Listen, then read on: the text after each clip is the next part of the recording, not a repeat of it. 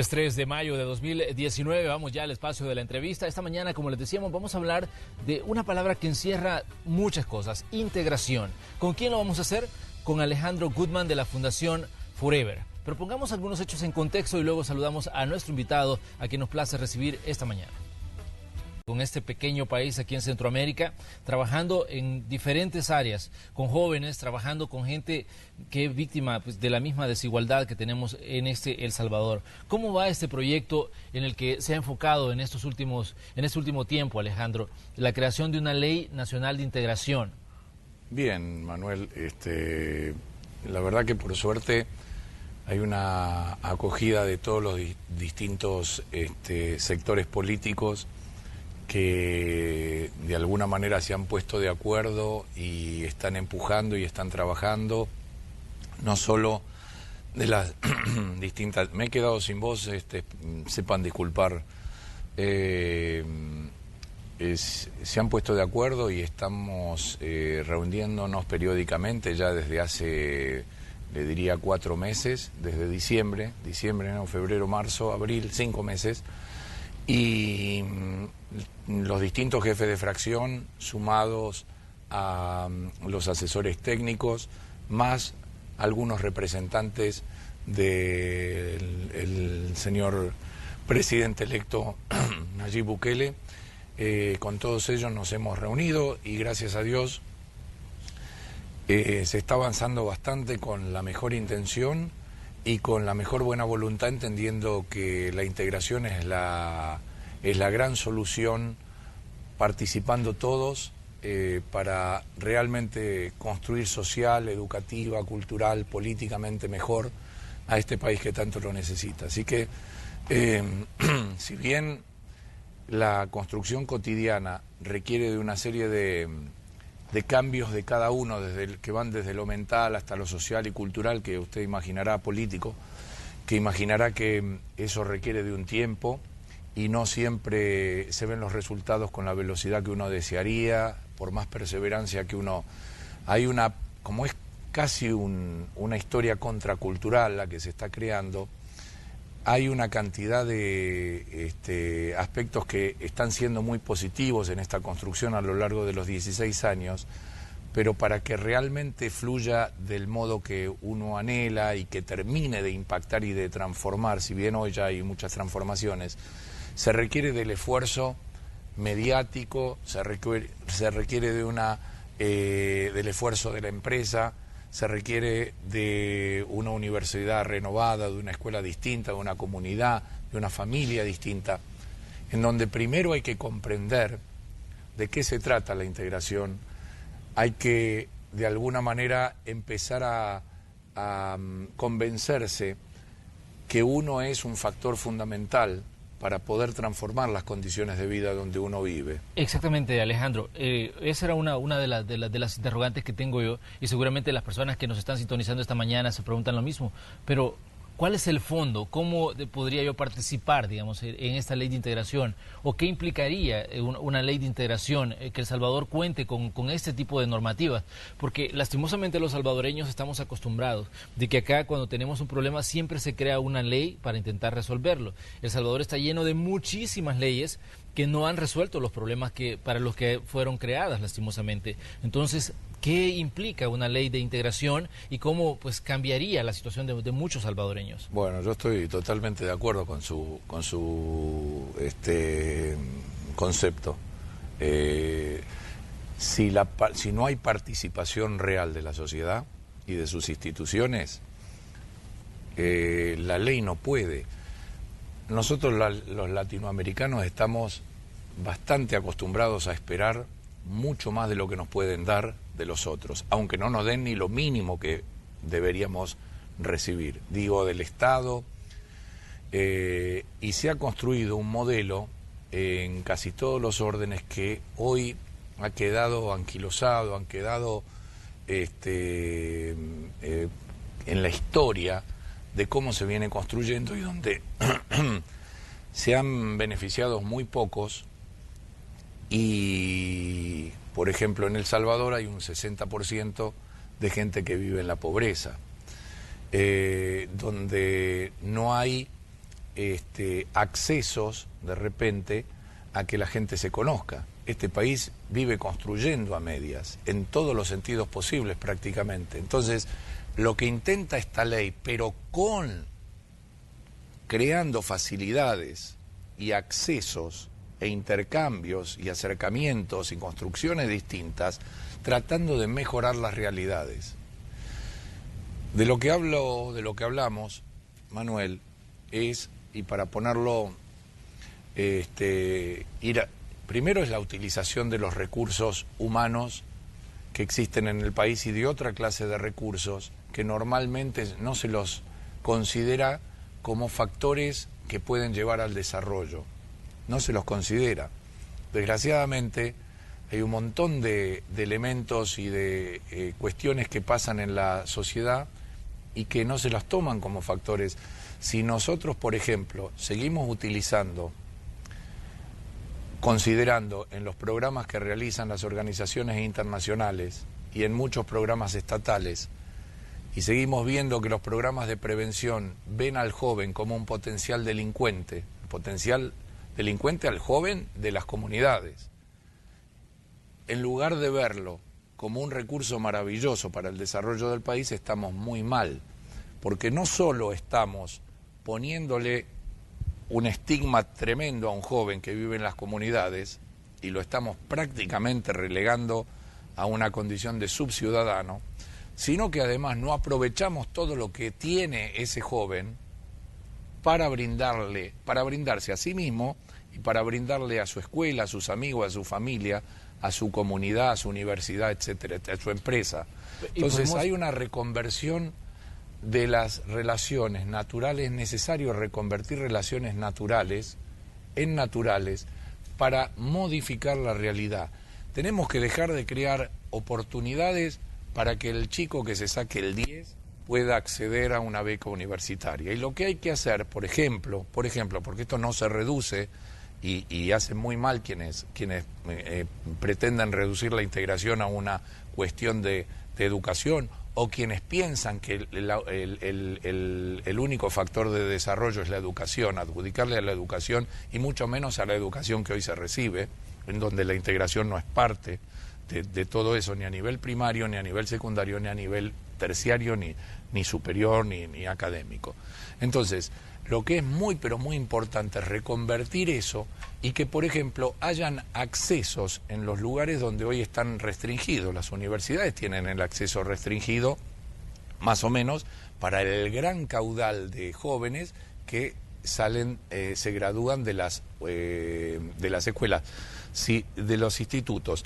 Si no tiene el dinero para entrar en una universidad privada, la mayoría, usted sabe, de casi todas las universidades son privadas, menos la Universidad Nacional, donde no alcanza para recibir a un caudal importante de jóvenes. Entonces hay que recurrir mayormente a las universidades privadas.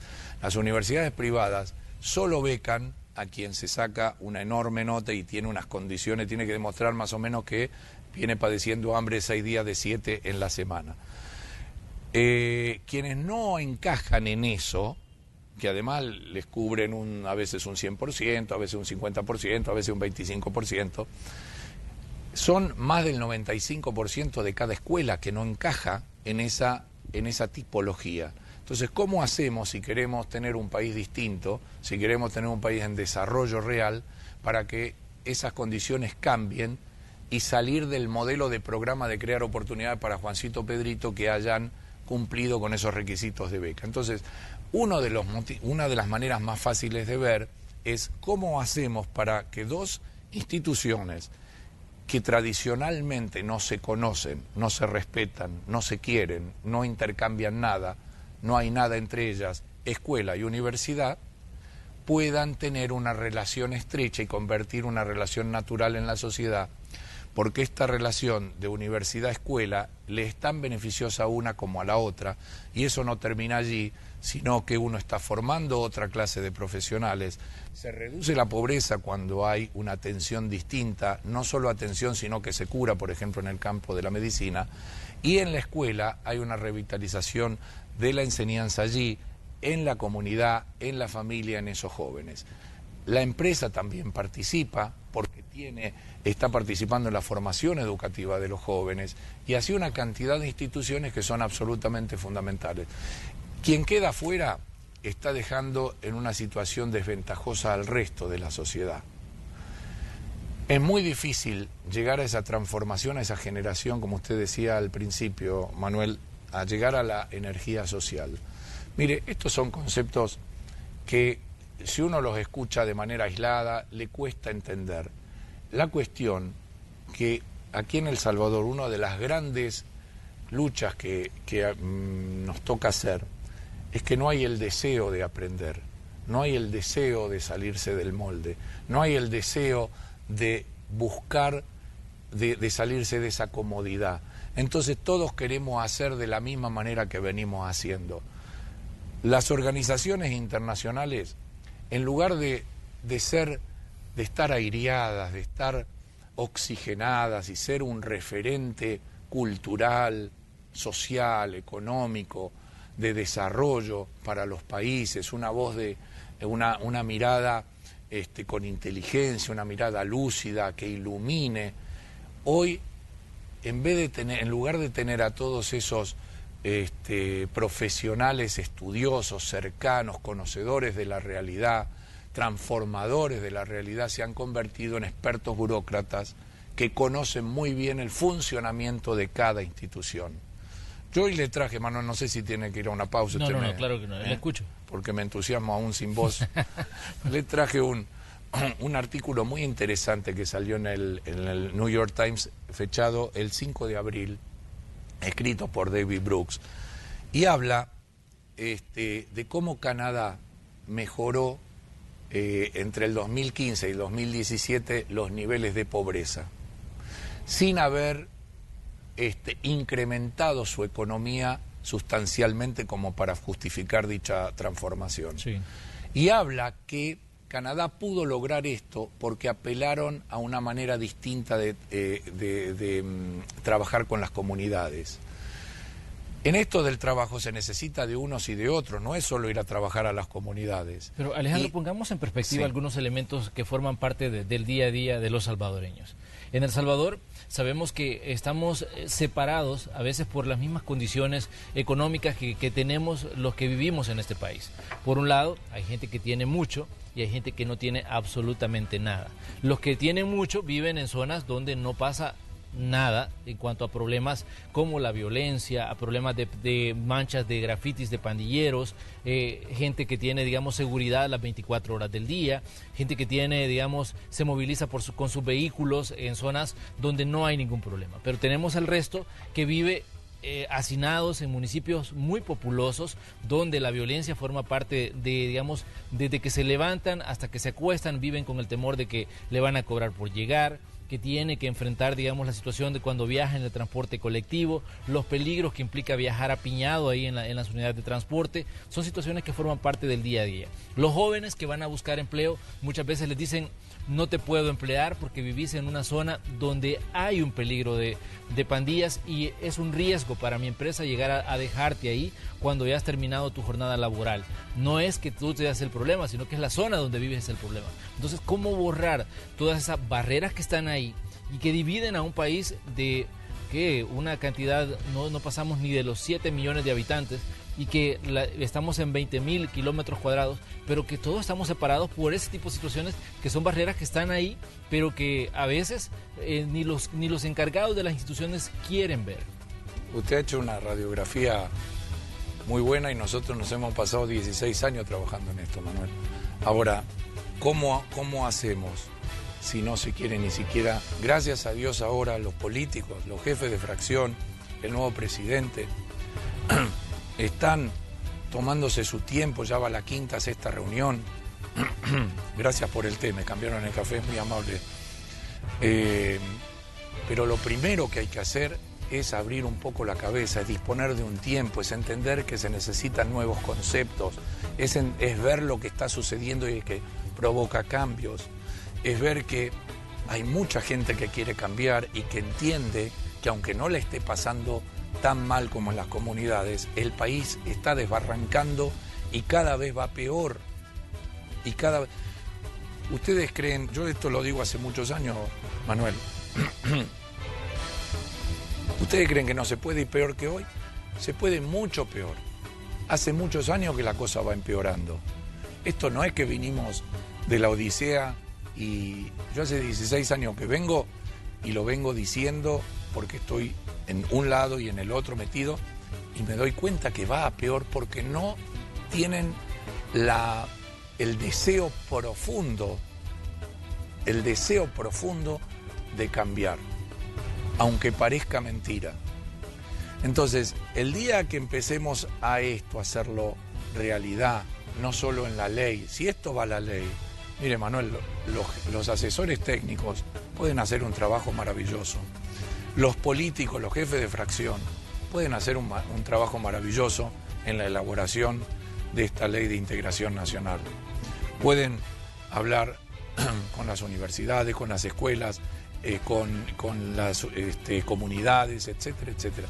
Pero si la gente no lo va entendiendo, si no hay un deseo estatal, si esto no se convierte en políticas públicas, si no se entiende que hay una manera especial en donde está la creatividad de cada salvadoreño e institución participando y creando de un modo, pero no es una sumatoria de actividades y lo hacemos de cualquier manera porque yo vengo haciendo las cosas así. Aislados, puntuales, que crean oportunidades y que lo dice acá David Brooks y que entendieron los canadienses como viene toda una oleada. Hace 15 años nosotros que venimos diciendo esto, viene toda una oleada que no puede seguir construyendo, que no pueden seguir pasando de conferencia a conferencia y cada uno hace su quintita y no tiene una mirada estratégica real de transformación. Siguen creando oportunidades en lugar de preocuparse por mejorar realidades. Es la única manera, Manuel. Ahora, si esto no hay un trabajo de educación y de formación, no la misma educación, tiene que ser una educación mejorada. Si no hay un trabajo así, que ya se viene, que ya se... Uy. Vamos a ir a una pequeña pausa comercial. Les invitamos a ustedes que sigan con nosotros. Regresamos enseguida.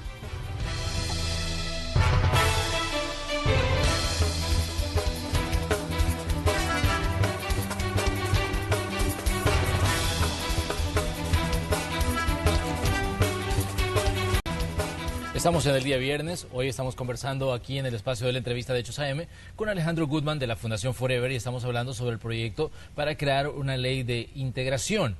Hablábamos de puntos específicos, de situaciones que vivimos los salvadoreños, dependiendo del rol que nos toque jugar en este país o de la posición que ocupemos a nivel social.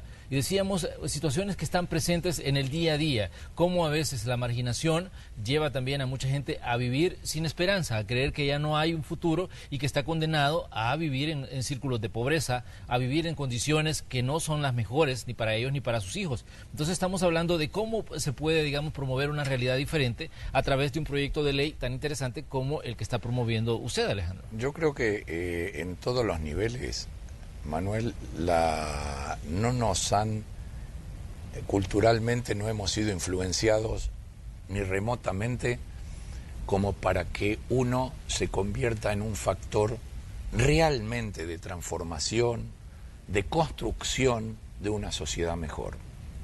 Creo que la cultura del individualismo, ¿no? Y de que sálvese quien pueda en todos los niveles, dice, uy, porque eso sucede en la comunidad empobrecida donde generación tras generación no han tenido oportunidad de salir adelante, no se han generado las condiciones para encontrar un buen empleo porque no se ha capacitado bien, la gente se muere muy temprano.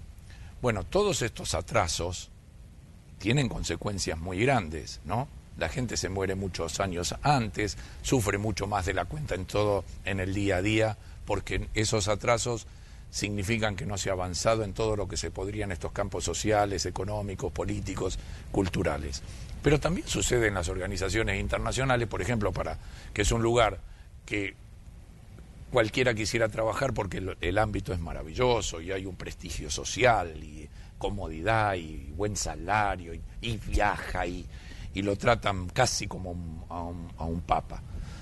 Entonces, ahí dice, no, yo transformar la realidad, no, esta es una institución así, ni me animo a generar, yo tengo que me convierto en el mejor dentro de la burocracia No, no. Entonces, no hemos aprendido realmente como sociedad a generar ese conocimiento, que yo como persona, que a lo mejor el grupo pueda lograr una verdadera transformación, y nos vivimos frustrando y a la tercera vez ya no intentamos más.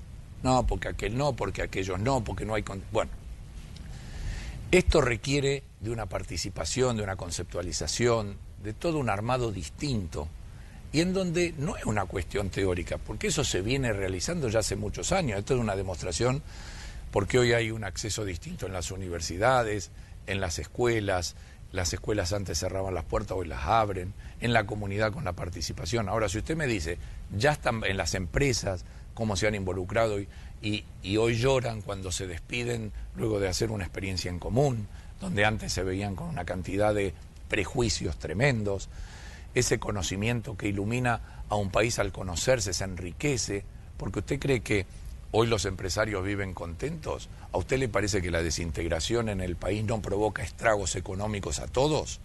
Porque ojo que el país, viviendo en esta desintegración, en esta desigualdad tremenda, tiene un problema enorme. Esto lo dice, miren, no lo digo yo, esto último.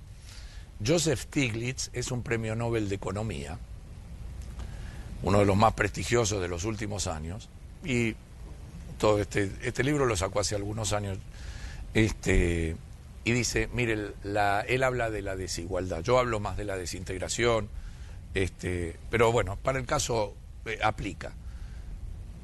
Y dice, las consecuencias tremendas para un país, sea muy desarrollado o poco desarrollado, que tiene la desigualdad, él habla de desigualdad, son tremendas. En la economía, terriblemente en la economía, en la democracia del país. Es más un tema político que económico, pero tiene que haber esa predisposición a hacer la lucha al cambio, porque si seguimos de la misma manera construyendo, no hay manera, no hay modo, por más que venga un millonario, el Papa, el mejor programa innovador, la organización internacional que quiera poner más dinero, vamos a seguir igual. No tienen manera de construir y de cambiar y de transformar la realidad si seguimos con el mismo modelo. Esto es algo que vienen construyendo los salvadoreños. Por suerte, están estos jefes de fracción, los asesores, todos unidos, el nuevo presidente con su grupo, que entienden esto y están queriendo construir a partir de estas situaciones. Por suerte, porque si no, creo que sería pensar más de lo mismo, que desgraciadamente, por más buenas intenciones, porque nadie podría hablar, Manuel, de un programa aislado, que es malo. Mire, me decían el otro, ¿qué le parece si hacemos una clase de baile? ¿No? Entonces, no, yo le digo, fíjese, si esa clase de baile sirve como clase de baile y punto, está bien, es una clase de baile.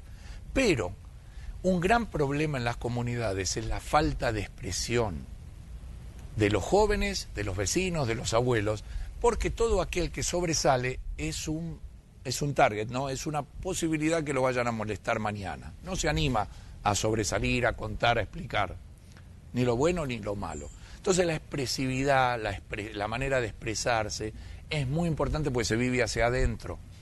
Entonces, si el baile le permite ser una manera de expresión, que además lo libera, le permite empezar a mostrarse, y si eso lo acompaña con psicólogos, lo acompaña con maestros que estén preparados, con una comunidad que abrace un poco mejor, con padres que acompañen un poco mejor con todo eso, entonces ya hablamos de que el baile como actividad tiene sentido. Pero las actividades por la mera sumatoria, que a uno le parece que son fundamentales para que se entretenga, la creación de una cancha de fútbol, todas esas medidas que creen, o esas actividades que creen que son transformadoras o que van a ser la panacea, ni mucho menos, porque no se ha profundizado, no se conoce, no han tenido ni el respeto ellos mismos, ni se han comprometido para conocer, para escuchar, para descubrir todo lo que todavía no se ha descubierto en cuanto a la realidad. Me parece, que Alejandro, que usted describe parte de muchos programas que se han creado y que se han creado y que son superficiales. Y se seguirán creando. Y se van a seguir creando y son hasta cierto punto superficiales. Es que no tienen sentido. O a veces también vienen de gente que no le interesa que haya un cambio, sino que le interesa que las mismas condiciones sigan, porque eso perpetúa también su propia existencia en los cargos. ¿De quién depende? Entonces, Manuel, usted, la verdad, le tengo bastante, lo conozco hace poco, le tengo admiración porque es un buen lector de la realidad. Entonces, ¿de qué hacemos, Manuel? ¿De quién dependen los cambios? De los protagonistas. ¿Quién más que los protagonistas? Esto de la integración es la mejor opción y manifestación política que pueda existir, porque gran parte de ese poder que se le deja al Estado de manera incorrecta, porque el Estado tiene una serie de obligaciones y deberes importantísimos, fundamentales y reemplazables, algunos de ellos, pero la sociedad, las instituciones de uno y otro ámbito, de los que viven bien y de los que no viven bien, aquellos que necesitan y quieren vivir bien, tienen que comprometerse para realmente ser aquellos que digan, no, estos programas, no me traiga más, alcalde, este programa, señor presidente, no me traiga más esto, organización internacional, no me dé más esto, que no vamos a ningún lado. Entendamos que así no vamos a ningún lado. Por eso mucha gente está desesperanzada, la gente no es tonta, ya ha pasado generacionalmente, se ha transmitido un conocimiento y la vida que tienen en la actualidad es lo suficientemente dura como para comprender un montón de cosas. A lo mejor no entiende o no sabe de qué manera salir adelante, que eso, o no, o se frustra. Porque usted sabe lo que es la impotencia de ir a un hospital y no poder sentir que su queja va a impactar. Usted sabe la frustración de no poder enviar a sus hijos a estudiar y que sean los primeros en sus familias. Usted sabe la dificultad de no tener un buen trabajo por más esfuerzo que... O sea, usted sabe la dificultad que es dormir, que haya tiros, dormir que haya calor y está hacinado, los temas de sanidad, etcétera, etcétera. Es muy difícil y uno encuentra mucha impotencia porque no los puede ni cambiar. Entonces, pero por lo menos hay que intentar y hay que buscar de todas las maneras posibles porque son los grandes protagonistas de las necesidades y de las transformaciones que son necesarias para vivir mucho mejor, de uno y otro ámbito, porque hoy yo creo que el país reclama, tanto los que viven mal como los empresarios que están más o menos bien o los que están muy bien, todos quieren, las universidades, todos quieren, hay algunos que no. Entonces, con ellos, contra aquellos que no lo quieren, hay que tratar de cambiar un modelo y yo creo que hay muchísima gente, que es la gran mayoría del país para mí, que quiere. Ahora hay que modificar también, hay que salirse de la posición de confort y de desesperanza. Alejandro, le queremos agradecer que nos haya visitado esta mañana. Definitivamente que me parece a mí un proyecto muy interesante y esperamos recibirlo a medida vayan avanzando y se le vaya dando forma a este proyecto en el que usted está trabajando. Decíamos, Alejandro Gutman, 16 años trabajando en El Salvador con diferentes sectores de población, con diferentes grupos poblacionales. Así que, bueno, es interesante lo que está proponiendo y lo que está promoviendo. Gracias, Alejandro, por dedicarnos parte de su tiempo. Muchas gracias a usted, Manuel, y con mucho gusto. Y gracias a la invitación y al canal, muy gentil. Gracias, nos tiene a la orden. Vamos a ir a una pausa, pero les contamos que vamos a tener otra entrevista esta mañana. Vamos a conversar con el director de la Policía Nacional Civil, quien está llegando ya al edificio Bicentenario, y vamos a conversar de temas que están ahí. Por ejemplo, situaciones como los asesinatos de elementos de la policía de estos últimos días. Situaciones como las amenazas contra un miembro de la Asamblea Legislativa. Así que le invitamos a usted a que siga con nosotros. Somos Canal 12 y este es el espacio de la entrevista de Hechos AM.